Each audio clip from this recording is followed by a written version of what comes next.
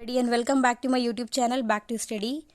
आज का हमारा टॉपिक है उर्दू सब्जेक्ट की मेथडोलॉजी और पेडागॉगी, जो आपको 15 मार्क्स के लिए उर्दू के पेपर में आती है, जो कि बहुत इजी है। बस आप इसे रिवाइज करते जाइए और इजीली मार्क्स हासिल कीजिए। हमारा पहला क्वेश्चन देखते हैं। दर्ज झेल में कौन सा बयान दुरुस्त है। यहाँ पे आपको 4 स्टेटमेंट दिए गए हैं बच्चों के रिलेटेड। आपको करेक्ट स्टेटमेंट ढूंढना है। पहला है, बच्चा जब स्कूल आते हैं तो वो एक खाली स्लेट की तरह होते हैं। नहीं, बिल्कुल भी नहीं, ये एक नेगेटिव पॉइंट है। बच्चों को बहुत से अल्फाज रटाने के बाद जबान की तालीम जाती है। जहां पर भी रटाने की बात होती है, रोट मेमोरी बात होती है, वो ऑप्शन भी गलत है। हम रटाते नहीं हैं बच्चों को। पहली जमात के बच्चे अंग्रेजी बिल्कुल नहीं जानते। ये हो भी सकता, नहीं भी हो सकता, तो हम इस ऑप्शन पर भी नहीं जाएंगे। बच्चे तजुर्बात का एक खजाना लेकर स्कूल आते हैं। ये बिल्कुल सही है। 4th option is the correct answer के बच्चे तजुर्बात का एक खजाना लेकर स्कूल आते हैं। ठीक है, चलिए दूसरा क्वेश्चन देखते हैं। लिखने में वक्त परेशानी को कहते हैं, मतलब लिखने में जो भी दिक्कत आती है उस परेशानी को हम क्या बोलते हैं, तो हम इसे बोलते हैं डिसग्राफिया। और ऊपर देखिए डिसकैल्कुलिया है, ये हिसाब में गलती होने पर आता है। फिर एक डिस्फोरिया, ये तो मुझे पता नहीं है, ये क्वेश्चन आया भी नहीं कभी एग्जाम में। तीसरा ऑप्शन देखिए डिसलेक्सिया, यानी कि पढ़ते वक्त जो प्रॉब्लम होती है उसको हम बोलते हैं डिसलेक्सिया। ठीक है, चलिए दूसरा क्वेश्चन देखते हैं। इस बात की सिफारिश की गई, यानी कि रेकमेंडेड है कि इब्तदाई दर्जात में बच्चों की तालीम मादरी जबान में होनी चाहिए। मतलब इनिशियल स्टेज में जब आप स्कूल में बच्चे का एडमिशन कराते तो वहाँ पर आपकी मदर टंग भी रहना। ये क्यों किया गया है? ताकि बच्चा कोई ज़बान नहीं समझ सकते, नहीं ये तो नहीं है। बच्चों को तख्लीफ में फ़रोग़ देने के लिए, इलाक़ाई ज़बानों को फ़रोग़ देने के लिए, फितरी माहौल बेदार करने के लिए।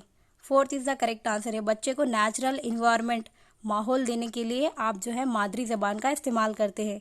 वरना बच्चा डर जाएगा अगर इसे कोई लैंग्वेज मालूम नहीं है, टीचर फ्रिक्वेंटली वो लैंग्वेज यूज़ करे तो बच्चे को कुछ समझ में नहीं आएगा और वो इजीली वहाँ के माहौल को अडॉप्ट नहीं कर सकता। ठीक है, नेक्स्ट क्वेश्चन। एक बच्चा अपनी पहली जबान कुदरती तौर पर, यानी कि एक बच्चा जो है अपनी पहली language, first language, mother tongue क्या करता है? हासिल करता है, तखवीत पहुंचाता है, सीखता है, नकल करता है। नकल करने की कोई बात नहीं, सीखने की बात नहीं, हासिल करता है, रिसीव करता है। एक्वायर बोलते हैं आप इसको इंग्लिश में, एक्विजिशन। ओके, दर्ज झेल में किसका शुमार वसूल करने की महारतों में होता है? वसूल करना मतलब रिसेप्टिव स्किल। तो कौन सी स्किल जो है रिसेप्टिव स्किल होती है? Listening and writing. लिसनिंग मतलब सुनना, राइटिंग मतलब लिसनिंग एंड रीडिंग। लिसनिंग मतलब सुनना और रीडिंग मतलब पढ़ना। हम सुनकर भी नॉलेज हासिल करते हैं और पढ़कर भी। तो सुनना और पढ़ना कहाँ पर है? देखिए 4th ऑप्शन। रिसेप्टिव मतलब सुनना और पढ़ना। और जो एक और आता है स्किल, उसको हम बोलते हैं प्रोडक्टिव, यानी कि तख्लीकी। उसमें लिखना आता है और बोलना आता है। ठीक है,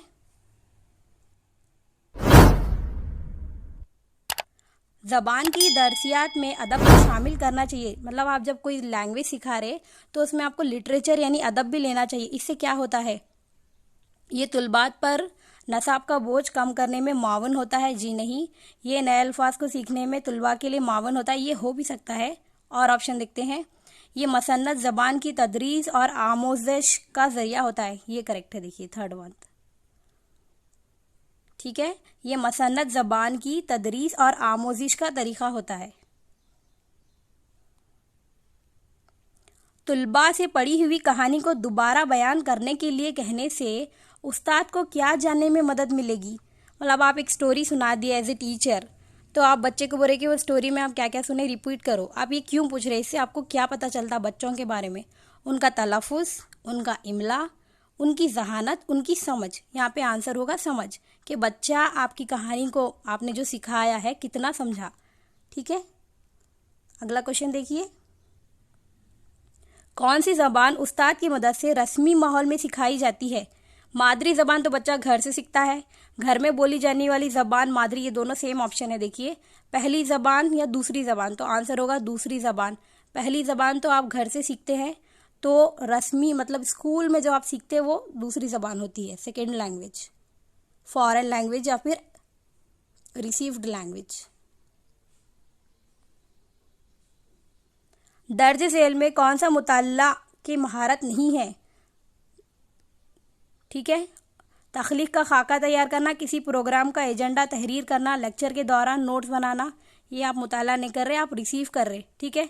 पढ़ने के दौरान नोट बनाना, ये तीनों तो देखिए आप खुद से बनाते मुताला करते वक्त, पर ये जो नोट्स आप लेते ये किसी और से लेते, ठीक है। ये तो ये मुताले की एक महारत नहीं है।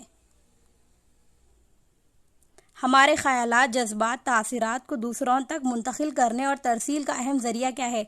मतलब हमारे जो भी थॉट्स है, ओपिनियन है, फीलिंग्स है, जब हम दूसरों तक वो कन्वे करते तो इसको हम क्या बोलते हैं या किस से करते हैं हम? सलाहियत, अदाकारी, इबारत या ज़बान? ज़बान से करते हैं, मतलब लैंग्वेज।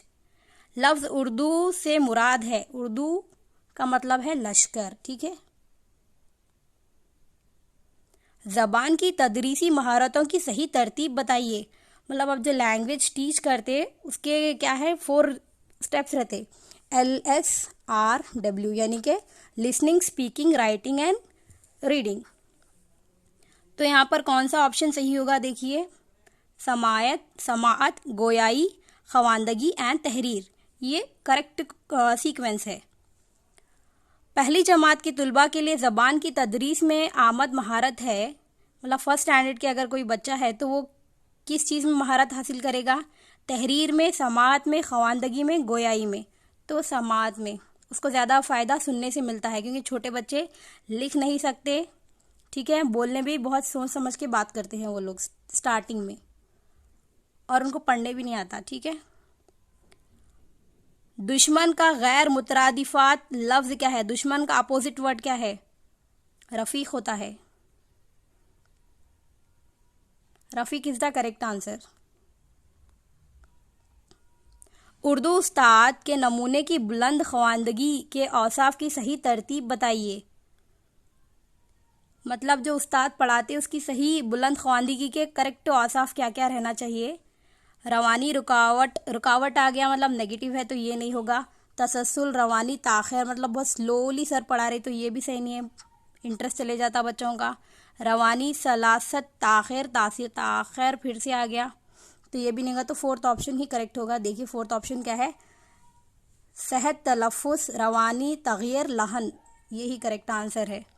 समाअत के अमल में पाई जाने वाली 3 खामियां, मतलब आप जब कुछ सुनते हैं तो 3 तरह के खामियां आ सकती हैं, वो कौन सी होती हैं?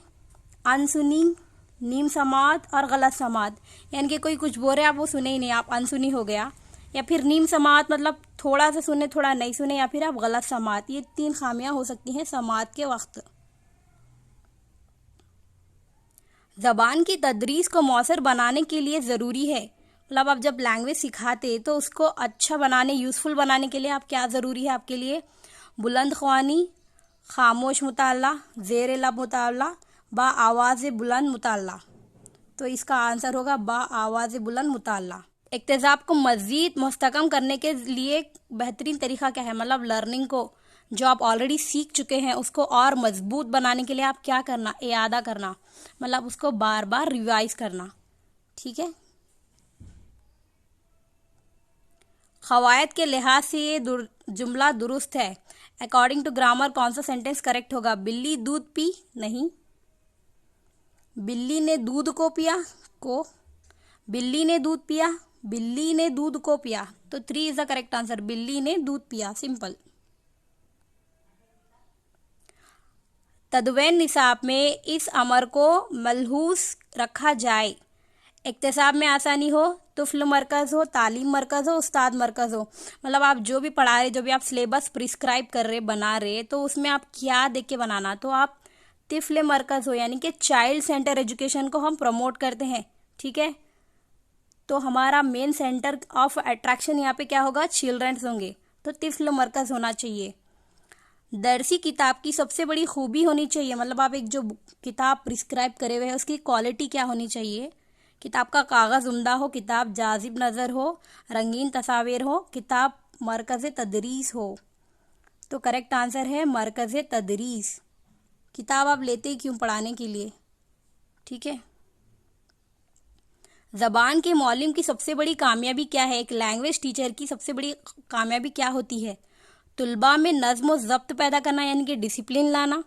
डिसिप्लिन जहाँ भी आप आ रहा ना ऐसा वर्ड, इसको आप भूल जाओ, प्रैक्टिकल में आप चाहते होंगे कि डिसिप्लिन हो, पर एग्जाम में तो ये वर्ड को कभी सेलेक्ट मत करना।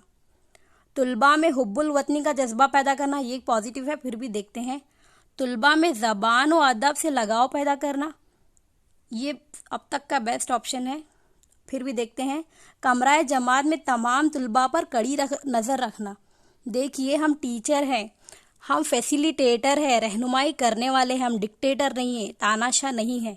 तो यहाँ पे करेक्ट आंसर 3 है, तुलबा में ज़बान व अदब से लगाव पैदा करना। अगर आपके सब्जेक्ट में वो बच्चा इंटरेस्ट लेता है तो आप सक्सेसफुल है, वरना आपकी फेलियर है वो। ठीक है, अगला क्वेश्चन देखिए। 5वीं के तुलबा को क़वायद पढ़ा रहे हों तो आपका ये तरीका अपनाएं। अगर आप 5th स्टैंडर्ड के बच्चे को ग्रामर सिखा रहे तो आप कौन से तरीके से ग्रामर सिखाना चाहिए? इसका आंसर होगा इस्तखराई तरीका। अच्छा, ये डाउट आपको आ सकता है कि इस्तखराई तरीका होता क्या है। अगर किसी की इंग्लिश अच्छी है तो मैं आपको बता दूं, इस्तखराई तरीका मतलब इंडक्टिव मेथड, मतलब आप एग्जाम्पल से रूल की तरफ जाते, नोन से अननोन की तरफ जाते, या आप इसको बॉटम अप अप्रोच भी बोलते हैं। यहाँ पर डाइवर्जेंट थिंकिंग रहती है, मतलब अलग अलग तरीके से बच्चे सोचते हैं यहाँ पर, और बच्चा कॉन्क्रीट से एब्स्ट्रैक्ट नॉलेज की तरफ जाता। यहाँ पर जो है ओपन एंडेड क्वेश्चंस रहते, लर्निंग बाय डूइंग को प्रमोट किया जाता, और ये मेथड बहुत ही यूजफुल है प्राइमरी एजुकेशन के लिए। यहाँ पे एक और तरीका है, इसका अपोजिट है इस्तखराजी तरीका, आप इसको बोलते हैं डिडक्टिव मेथड। ये हायर स्कूल के लिए यूजफुल है, 6 to 8 या 6 to 10 में जो है डिडक्टिव मेथड ज़्यादा यूज़ होता है। डिडक्टिव मेथड में जो है आप टॉप डाउन मेथड भी बोलते हैं। यहाँ पे कन्वर्जेंट थिंकिंग रहती, एब्स्ट्रैक्ट से कॉन्क्रीट की तरफ आप जाते, नोन से अननोन की तरफ आप यहाँ पे जाते। ठीक है, तो ग्रामर अगर आपको लोअर क्लासेस में सिखाना है तो इस्तखराई तरीका बेटर है, हायर क्लासेस में सिखा रहे हैं तो इस्तखराजी तरीका भी यूज किया जाएगा। ठीक है, दूसरा क्वेश्चन देखिए। बुलंदी के मानों में इस्तेमाल होने वाले लफ्ज का सही तलफ़ुज़, तो करेक्ट आंसर 2 है, रिफ़अत। ऐसे वाले क्वेश्चन को बहुत ध्यान से कीजिए, सभी वर्ड बिल्कुल सेम लग रहे हैं। आज के लिए फ्रेंड्स इतना ही। अगर आपको ये वीडियो पसंद आता है तो प्लीज़ मेरे इस वीडियो को लाइक कीजिए, लाइक्स की बहुत ज़्यादा कमी है मेरे चैनल पर, और इसको ज़्यादा से ज़्यादा लोगों में शेयर कीजिए, क्या पता इस वीडियो की वजह से किसी के 2-3 मार्क्स भी आ जाएं। Thank you so much.